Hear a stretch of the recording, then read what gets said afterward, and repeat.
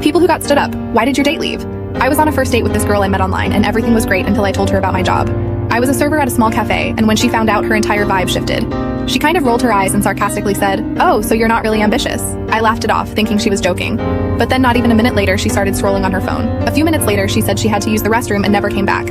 I sat there feeling like a complete idiot, and the bartender must have noticed because he walked over and said, "Tough night?" I just nodded and said, "Yeah." I told her I was a waiter and she judged me for it. He laughed and said, "Man, if that's her deal breaker, you dodged a bullet." He poured me a drink on the house and spent the next half hour just chatting with me about random stuff.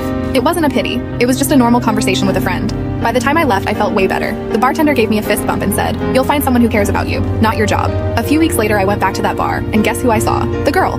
She was with another guy dressed to the nines and clearly trying to show off. The bartender saw me and gave me a little grin. He leaned over and said, "I got you," before heading to their table. I don't know what he said, but she looked mortified and stormed out. Her date just sat there, totally confused. The bartender came back and winked at me.